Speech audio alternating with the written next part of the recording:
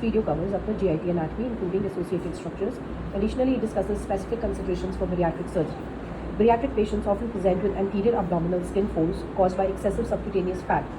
These may be a site of dermatitis and should be treated prior to surgical procedures.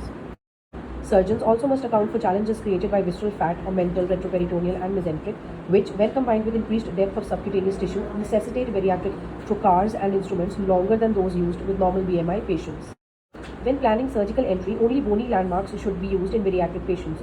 Soft tissue topography can be distorted by large quantities of subcutaneous fat. The costal margin, xiphoid process, and pubic symphysis form reliable bony landmarks during surgical planning and when considering laparoscopic trocar placement. The costal margin is the abdominal border of the rib cage formed by the cartilages of 7th to 10th ribs. The xiphoid process is located at the inferior extent of the sternum. Palpation in some patients can be difficult, and the midline may need to be approximated by the end of sternum and costal margins. On an open case, the midline can be found by surgeon and assistant pulling the skin and subcutaneous fat, which usually separate down to the linea alba in the midline. Pubic symphysis is the midline cartilaginous fusion of the left and right pubic bones. Its palpation can be difficult to identify due to patient obesity. The umbilicus as a non-bony landmark should not be relied upon for incisions in bariatric patients. The umbilicus may not be indicative of the abdominal midline, and as such, its relation to abdominal structures can be variable. Most incisions for upper GI bariatric surgeries are made higher than the umbilicus. Bariatric surgeries are mainly performed laparoscopically. As such, it is important to understand the layers of the abdominal wall and how their anatomy may change in obese patients. Campus fascia lies immediately below the skin and in bariatric patients contain a substantial amount of adipose tissue.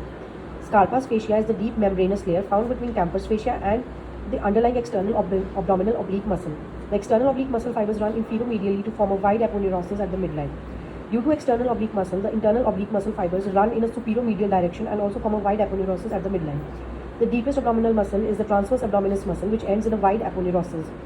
The aponeurosis of the external and internal oblique muscles lie anterior to rectus abdominis muscles, while the aponeurosis of the transverse abdominis lies posterior.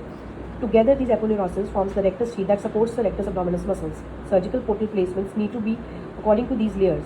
For example, rectus abdominis runs vertically on either side of the midline from pubic symphysis to xiphoid process. The muscle bellies are separated transversely by tendinous intersections.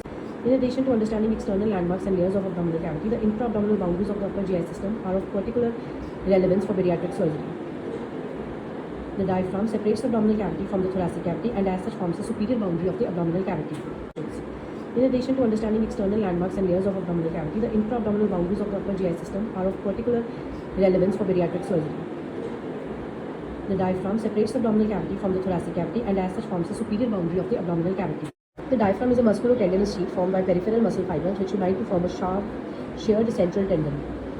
Peripheral muscle fibers attach anteriorly to the costal margin and xiphoid process, laterally to the last two ribs and posteriorly to the paired crura. The crura are the musculotendinous attachments from the diaphragm but that attach to the lumbar vertebrae. Right attaches from L1 to L3 and the left crus attaches to L1 and L2. Several structures go through the diaphragm to cross between the thoracic and abdominal cavities. There are 3 openings in the diaphragm to facilitate this purpose. Taking into account the landmarks and structure of the abdominal wall, surgical planning of an incision is influenced by the type of procedure. A single incision laparoscopic approach generally places the port within the umbilicus for cosmetic reasons. A single incision for multiple ports is not common and may involve the use of a robotic platform. Multi-port laparoscopic approaches are the most common, with ports being placed superior to the umbilicus. Variations in specific placement depend on surgeon preference. Open surgical approaches favor midline incisions, although not common. Open incisions may be necessary in certain cases. An understanding of the organization and structure of the abdominopelvic cavity is important for planning and conducting upper GI surgeries. The abdominopelvic cavity contains a membrane composed of single layer of epithelial cells called the peritoneum. The continuous sheet of peritoneum folds in on itself to create 2 layers. The outer later lining the abdominal cavity is called the parietal peritoneum, while the inner layer lining the abdominal organ is called the visceral peritoneum. There is potential space between these 2 layers, which is known as peritoneal cavity. In normal circumstances, this potential space only contains a small amount of lubricating fluid. In laparoscopic surgery, the space is insufflated with CO2 to allow for better visualization of the abdominal viscera.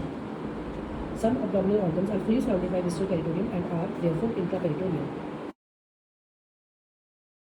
Other abdominal organs are situated posterior to parietal peritoneum and are retroperitoneal. The retroperitoneal organs are covered by peritoneum on their anterior side only and as such lie outside the peritoneal cavity. In bariatric procedures, bubble-to-bubble adhesions can present surgical challenges, especially during gastric bypass surgeries. Difficulties in revisional surgery are often due to the following regions: stomach liver, stomach diaphragm, stomach pancreas, and within the lesser sac. The visceral peritoneum can form a double fold that connects viscera. These specific folds are called the greater omentum and the lesser omentum.